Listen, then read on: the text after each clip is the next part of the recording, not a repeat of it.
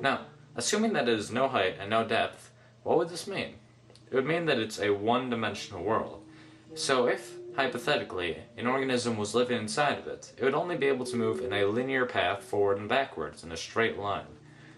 Now, if we go to the second dimension, we have two dimensions. We have width and we have length. So hypothetically, if an organism lived inside of here, then it would be able to move up, down, left, right, and anywhere else in between. And a two-dimensional world is comprised of an infinite series of one-dimensional worlds stacked upon each other. Just as our three-dimensional world, which has depth and length and height, is comprised of an infinite series of two-dimensional worlds. So, now that I have stacked many folders upon each other, we have three dimensions. We have depth, we have length, and we have width. Now what happens if you keep going on from here on out? We would have a four-dimensional world, but what exactly is a fourth dimension? In order to understand this, we need to understand how dimensions are perceived. We live in the three-dimensional world, but despite that, we actually view things to be two-dimensionally.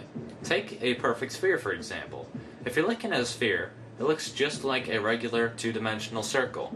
The only way that you can tell it's an actual sphere instead of a circle is because of the hues of light on it. So just like in a two-dimensional world, if a organism in the two-dimensional world was looking upon a circle, the light would make it appear to be lighter at one end and darker in the middle. Also, if an object is moving closer and farther away from you, you don't actually perceive that it's getting closer and farther away. You see that it's getting smaller or larger, and then you assume that it's getting either farther away or closer.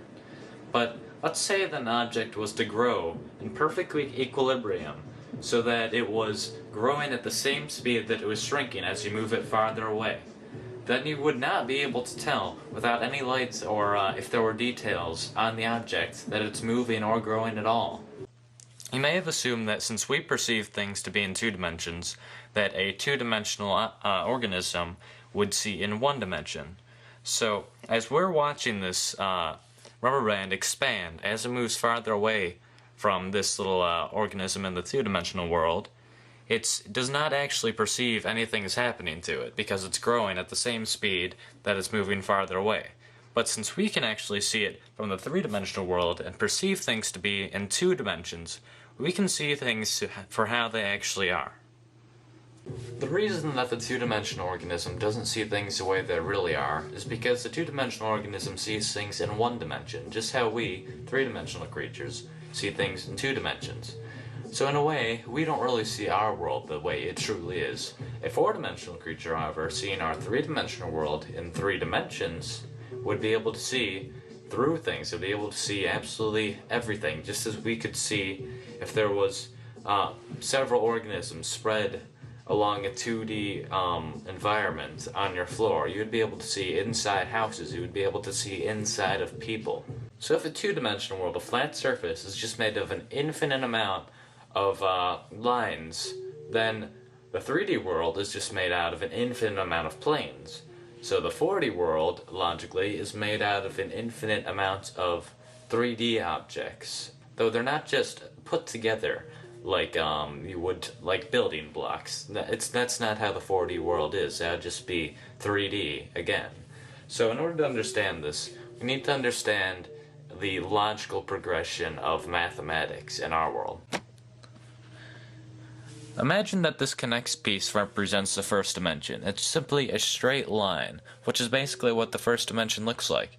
And if you add 3 more of these straight lines and connect them so that adjacent sides are perpendicular and opposite sides are parallel, then you have the basic shape of the second dimension. You have a square.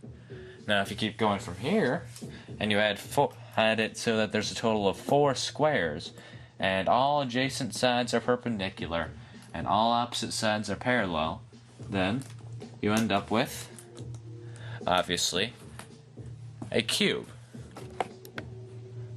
So if you tried to keep going from here, and you would have a 4-dimensional basic shape, you would have what's called a tesseract. Now I cannot show you a tesseract, but you need to understand that it's basically 4 cubes that are within each other that have all adjacent sides perpendicular and all opposite sides parallel. Yet there are four lines connecting to each vertex.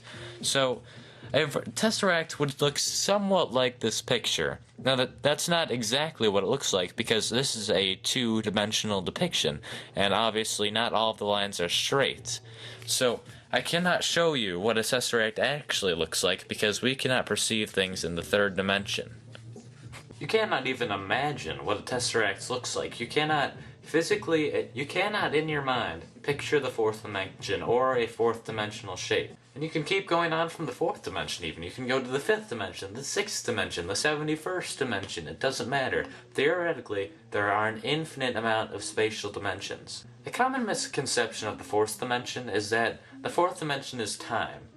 Now, while some argue that by going forward and backwards in time, if you move forward the same distance and backwards the same, then you would end up in the same place you started, just like in the fourth dimension. And while that may seem logical, if you think about it, it really doesn't make sense.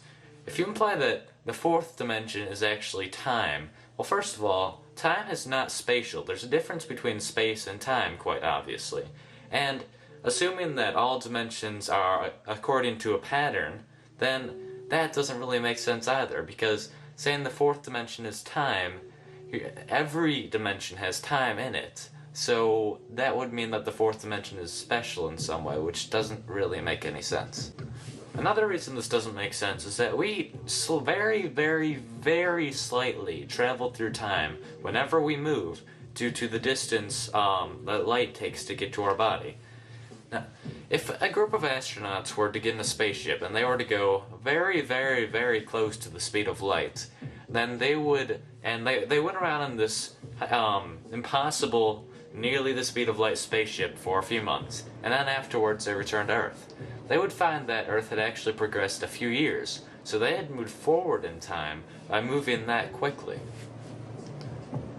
Another interesting concept involving the fourth dimension is that many physicists and even mathematicians may say that the dimensions are very, very slightly curved, because if you really think about it, nothing can be truly, absolutely infinite.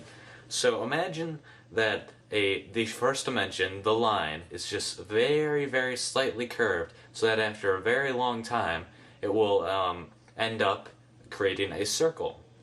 So, as suggested by many physicists, if you keep going in the same direction, then you will end up where you started after a very, very long amount of time, obviously.